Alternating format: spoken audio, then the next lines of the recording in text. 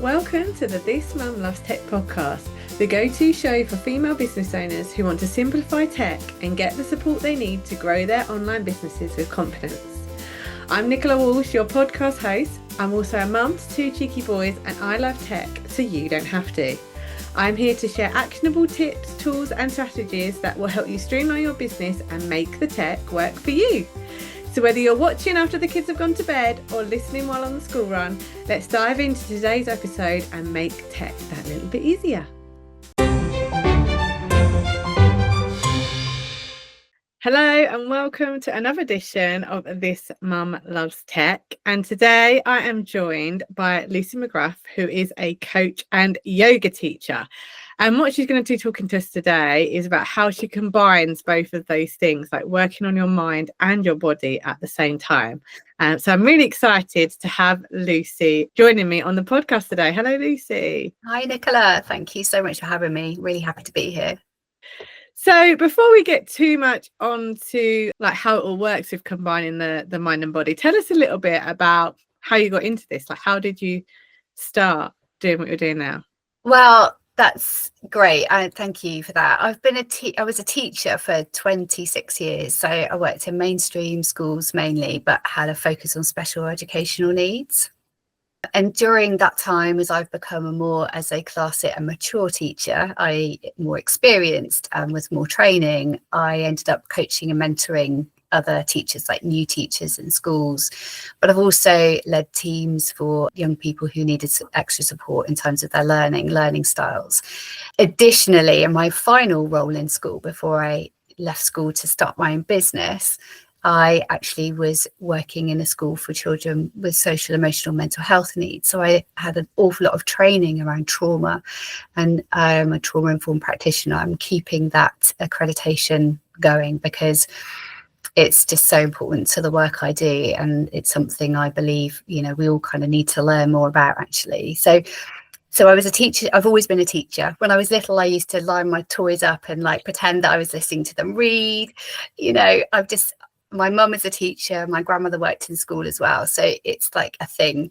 And I love teaching. I love working with people in the room, whether that's a Zoom room or whether that's, in person. And I think it's all about holding space. So I held space for so many, whether that was children, parents, families, staff in schools. And a lot of mainly women as well, leadership roles.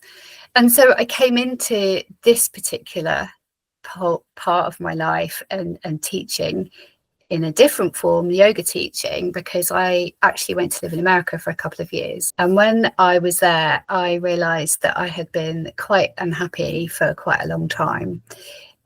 So in personal circumstances, and somebody recommended that I go to a hot yoga class. So I'd practiced hatha yoga, regular yoga, for years. But I went to this class and I walked in, and it was like a sanctuary, which is why I kind of use that word a lot. I've adopted that because I like to think I can create something similar. And I walked in and I started the practice, and the teacher, the yoga guide there, said to me, it was said to all of us, "Welcome home." And that was the moment where I was like, oh, and my nervous system started to really relax and reset, and it all started to kind of come out, something cracked open. I cried a lot, I've got to be honest, because that was a nervous system response as well. But really that yoga studio and that teacher became like my home while I was away. And so when I returned to the UK a couple of years later, having practiced with her all the way through that time, I tried to continue my practice, but came back to the UK in 2019. We all know what happened in 2020.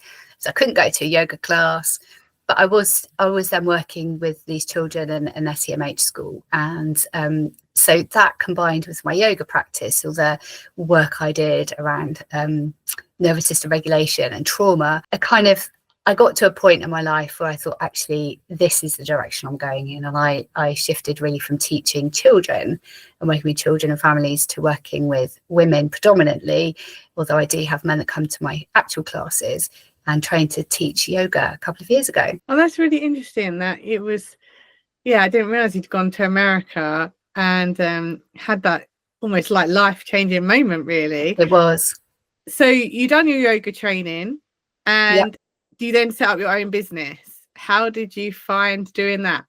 Well, difficult, challenging, different, all those things, unsettling, and exciting. So what happened was I actually set up my own business, just teaching a couple of yoga classes a week, and it was like a side hustle. So initially I was still working in school, working for a school, I should say, and keeping up to date with all my training qualifications. Oh, I also got my accreditation to be an intuitive, impactful coach as well while I was working in school. So I had this like side hustle of just 3 classes a week. I was just dabbling with it, really. And then all of a sudden the classes started to fill up and people started asking for more. And I got to a point, so I actually remarried in 2023, which was the year that I completed my yoga teacher training, the beginning of the year. I got married in the summer of 23, and at the end of that summer my grandmother passed away, and it was really significant for me because she was an integral part of my life, and as a result of that and a few other kind of life changes that had previously happened, I started to think, maybe this, people are asking for more yoga. I'm so interested in nervous system regulation. I'm so interested in trauma-informed yoga, and how it can really benefit everybody, because we all carry trauma in our bodies, whether it's trauma with a capital T or trauma with a lowercase t. And so I thought, right, maybe now is the time to take a step away from teaching as I know it in the classroom to then developing a yoga business, a yoga teaching business. So that was the primary goal at the time, was to work out how to manage a home life and create income from teaching yoga, which is something I just absolutely love. Oh, that's brilliant. I think so. I didn't realize you were actually so new to it. Like when we've talked before, you seemed like you'd been doing this for ages, and obviously you've been doing the teaching for ages, but I like to know that the yoga is actually relatively quite a new thing that you're then teaching, and now you've got, so how many classes do you have for your yoga now, and how is that working, managing that as a business? So I just go to the teaching. I mean, I think the teaching skill is something that I've kind of developed over 30 years for sure, and how that is influenced my yoga teaching. And I've also practiced yoga for 20 years, so gone to different teachers, so kind of like you collect bits of teaching styles and so on, and not knowledge. So really I think the training was like formalizing a lot of what I already knew. So now I have a business where at the moment I offer 6 in-person classes a week, which is not very much, but drum roll please, I've actually I'm taking on the tenancy of a studio space, which is so exciting. I'm so grateful. So from September, I hope to be offering some more sessions a week. And now I'm responsible for the space all of the week, which is so exciting. Massively grateful. So there are more classes on offer, a much bigger variety, most of which are taught by me, and some will be, and I'm planning to extend this in terms of inviting in other practitioners with different sets of skills for holistic wellness, Reiki practitioners, for example, healers, to come in and use the space as well. Oh, that's so exciting. And great to hear that your business is expanding as well, like something that because I think a lot of people can resonate with that, something that just started as something you just enjoyed doing.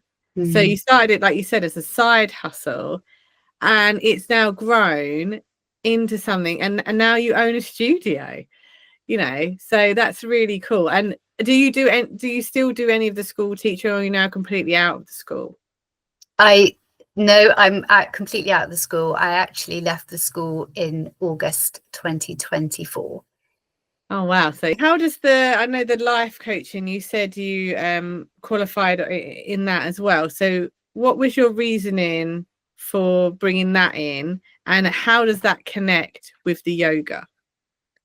Yeah, that's a good question. So yoga is all about coming into the body, sort of unhooking from the mind and connecting within. And during a physical yoga practice, whether that's restorative, where we're resting in poses, or whether we're moving the body, and the choice of that depends on how your nervous system is actually, as to what would suit you better.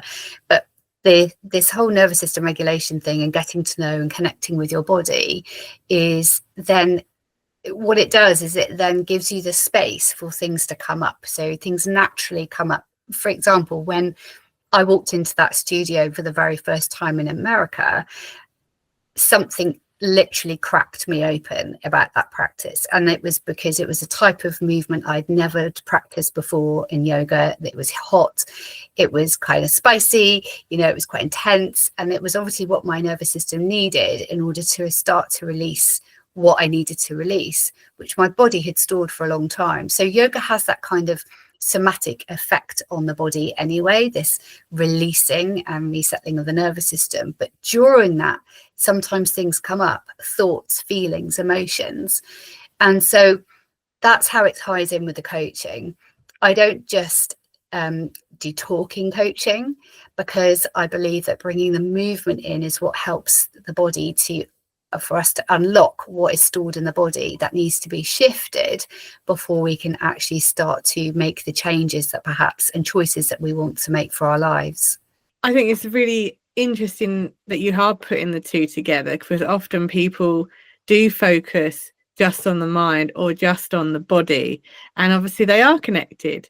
So working on both and having ways to support both, just is a really great way of giving people an overall support, isn't it? That's right. And it's about the both, because we cannot separate the two. We haven't been taught how to listen to our bodies. Our bodies is full of information for us, and really that kind of shift is what my work supports. And how does this apply specifically for running a business? Like, what have you been able to tap into of the own things that you've been learning and you offer other people to help you when, things inevitably get stressful when you're running your own business? Yes, regardless of whether you've got anything else going on in your life, the life stuff. Yeah, well, the answer is because we are our business, and if our nervous system is in survival mode, then we're either going to burn out eventually, or end up freezing, fawning. So different nervous system responses, that fight flight, which lots of people have heard about, which is when we actually probably need to move our bodies more. And then there's that freeze fawn state where we're kind of people pleasing, over giving, or actually unable to respond because we're just frozen, because we are so stressed, we can't see the wood for the trees. And that's when we actually need that restorative kind of practice, a slower, more gentle kind of physical movement. And this nervous system work through the coaching and the movement combined is what helps us build our capacity. So our capacity to be more creative, to create more content, for example, to be more visible, to trust ourselves, to make decisions, and to not second guess ourselves. And because it isn't just about strategy, I can spend and bury myself in tech and complicate life for myself really easily. And that is also a form of procrastination. So, it's not always that helpful. So it's about the state that we're in, that we want to be in when we're showing up, and how we show up. So when we're in a regulated state and we regulate our bodies, our creativity and the clarity, our boundaries, everything shifts. So, and it gives us then this internal kind of foundation that then sustains everything else. From that, we can kind of build and move forward. Yes, definitely. And I think that does just highlight how important it is that we don't just learn the kind of practical steps we need to take in our online business. We also give ourselves a chance to have the space to think about the things that we're absorbing, because there's so much information to take in, but also that space to have those ideas and to be creative in our business, because sometimes we're just on the go so much that we actually don't give ourselves a chance to think about what else we could do, or a different way of doing things, because we're so kind of stuck in the way that we're currently working. That's right. And also, if we're really stressed, we're releasing cortisol into our systems, which is, yes, we do need a certain amount of stress in order to be motivated. But actually, too much then activates this nervous system response, and we end up in this fight or flight, which makes us really reactive. So we may overreact to things, so we're trying to reduce the amount of cortisol. And so by doing these practices and working with somebody who's more of a somatic coach like myself, is, or going to yoga classes and tuning into your breath, or watching the masterclass that we've done, some tools that you can use at your desk. These are going to help you reduce the amount of cortisol kind of rushes that we get into our systems that then bring us into this state of not being able to do anything. Yeah, you kind of, like you said, you get into that freeze mode as well. It's one of the other responses. There's obviously the fight or flight, and then there's also the freeze where you just don't do anything. Yeah. So you did a brilliant masterclass for us before the summer, which was to prepare your mind and body for the summer holidays. And one of the things I've found from it was really interesting, that I think maybe a lot of people don't, when they think about yoga, they think they've got to go to a class in a hall or something like that. We actually did stuff from our desk. And I think that's something that a lot of people don't realize, is that even small movements from your desk can have a big impact. So without giving too much away of everything that we went through in the masterclass, because if you're in the membership, you can get access to that masterclass and watch the thing in full. Just maybe if you could tell us a little bit about why movement, even small movements at our desk, is important. Well, the somatic resets that we did in the masterclass, a little bit of movement, sat movement, sometimes a bit vigorous, and also connecting with the breath helps, first of all, to bring us more into a regulated state. And I noticed that a couple of people were yawning after we'd managed to begun the reset, because that is a sign that your body is allowing itself to reset. Then we actually did a couple of more what I would call yoga type, gentle hatha type movements, where we're just literally using our breath to connect us into our bodies. So we use the breath. It's like a bridge between the mind and the body. That's what I how I describe it to my clients in classes and sessions. So once we're connected within our bodies, then we're able to allow ourselves to receive the rest. And then that's when the nervous system starts to think, okay, I can shift from this kind of on guard state where I'm ready for, anything that might come at me, ready for the tiger. It actually helps us realize, and our nervous system to realize, that there is no tiger, we're safe. And then from that, we can, really rest. So we took a couple of restorative yoga poses, sat in our chairs at the desk, which are dead easy. They don't take very long. Restorative yoga is exactly as it sounds. It restores you. It helps to rest and restore your nervous system. So, and we hold them for a number of minutes. Yeah, it was really interesting that you could do that. Those stretches, those breathing techniques, all from your desk. So it's something that, if maybe getting to a class at the moment is not something you can fit into your schedule right now, you can make those small changes to kind of just get some of that time back for you, without having to go too far. Exactly. Without having to leave your desk, you can just take, and it took a few minutes, didn't it? So it's a really simple way of just checking in with yourself. Like, I think that's the other thing, like I was saying, we're not taught how to listen to ourselves. So once we do listen, and we use those kind of techniques to help us to tune in, the more we practice them, the easier and the quicker that will become, and it will become more second nature. So therefore you wouldn't have to necessarily watch it over and over again. You may even start to, research your own and, build it in. But instead of having an extra coffee, maybe use the time to, yes, definitely have water with you and be hydrated, but actually spend 5 minutes every couple of hours just stretching or just tuning into your breath, coming back into your body, because those are when those aha moments happen, that those kind of moments of clarity or creativity.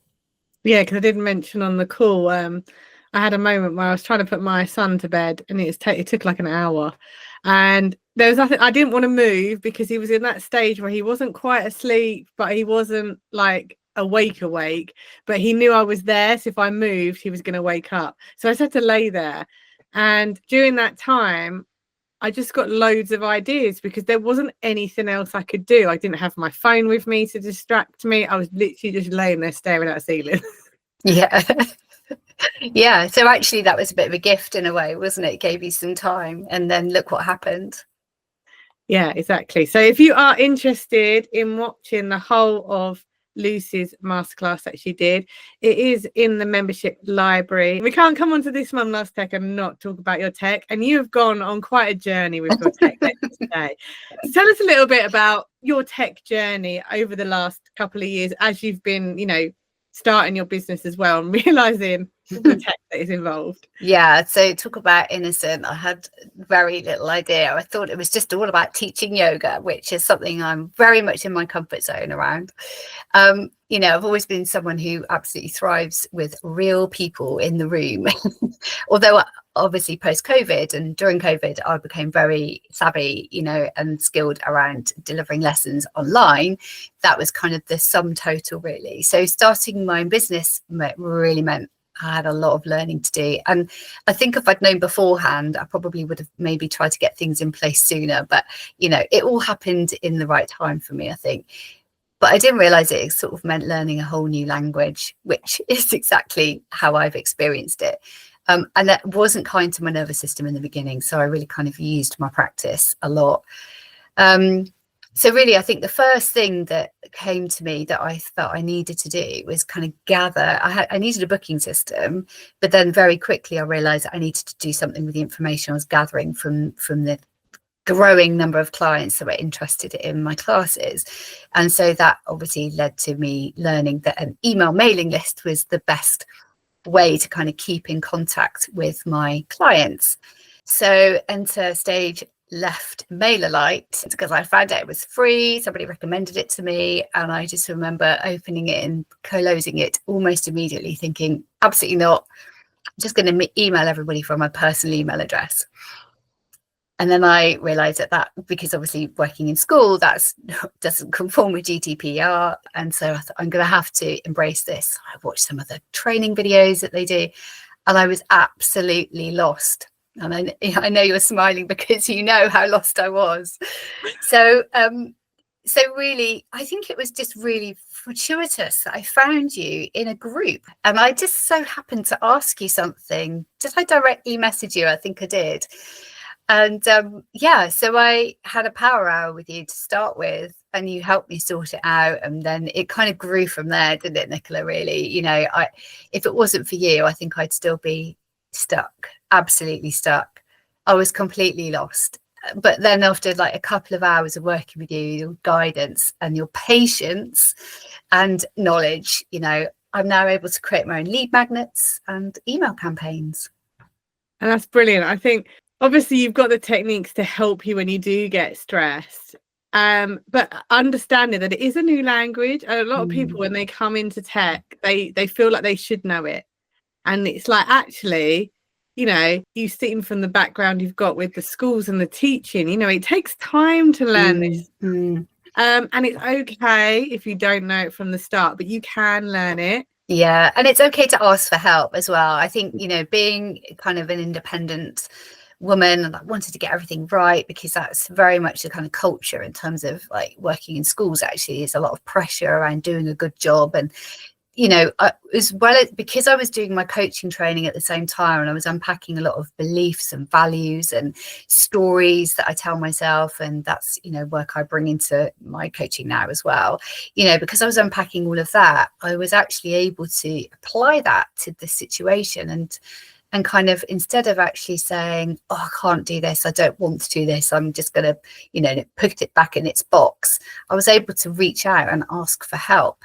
and give myself permission to do that, which was, incredibly empowering. And look how far you've come with that as well. Like you said, you're now able to run your own email marketing, send your own campaigns, create different freebies and guides. You've got a website now. I mean, you've got this whole kind of online ecosystem running for your business now. How has that affected what your availability? Does it mean that you feel like you've now got more time to do other stuff because you know that all of that is now working in the background? Absolutely. I mean, it's just changed everything. It's opened my availability up exponentially. I have so much more time. I have more time for my own practice as well, which is really, that's really important, especially when you're running a business. But yeah, so yes, it has really hugely helped my time.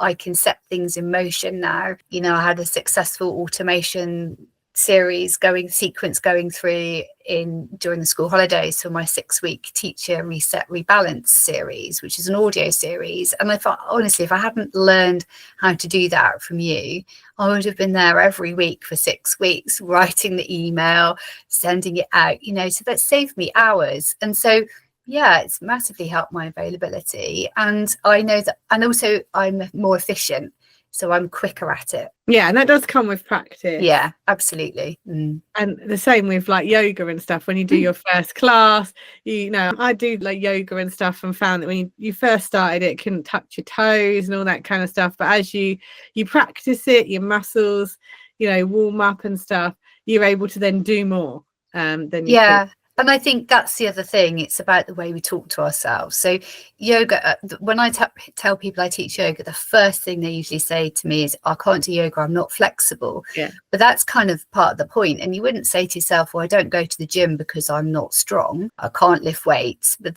that's the point of going to the gym, isn't it? So that's part of it. But the other part, which is a bit that is so important to me, is that inner connection.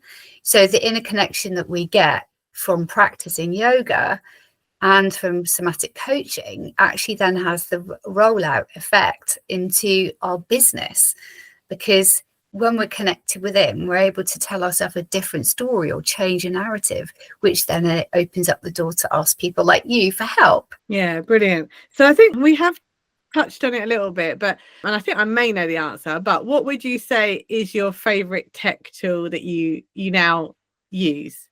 MailerLite, 100%. I couldn't live without it. And that's because of the whole what you're saying about the automating your emails and just keeping in contact with your clients. Yes, and people start to reply now as well, which is really nice. It's like this kind of dialogue. So yeah, I find it a really, really good way of connecting.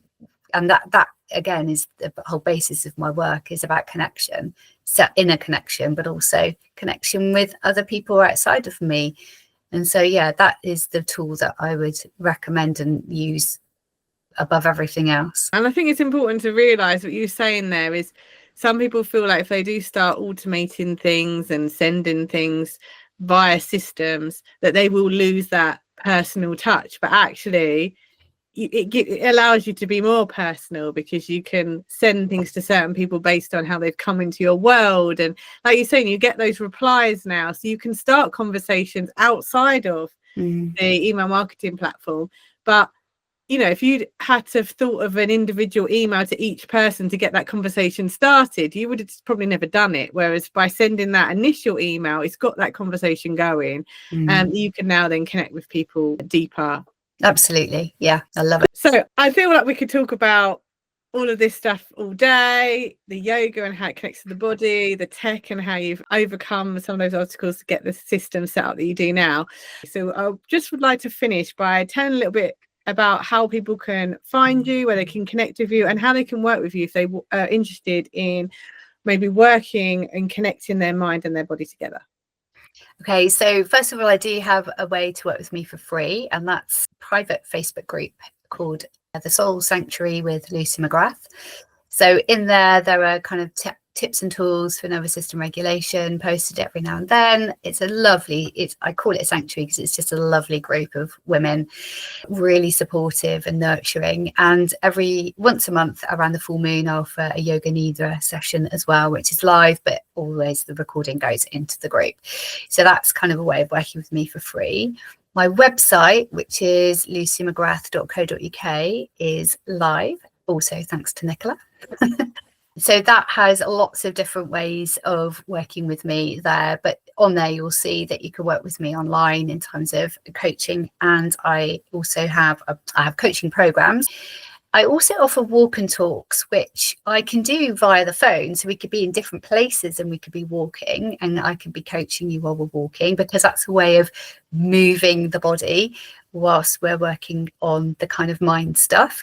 And I find that through moving the body and walking as we're talking, it just seems to bring up these shifts and thoughts and responses.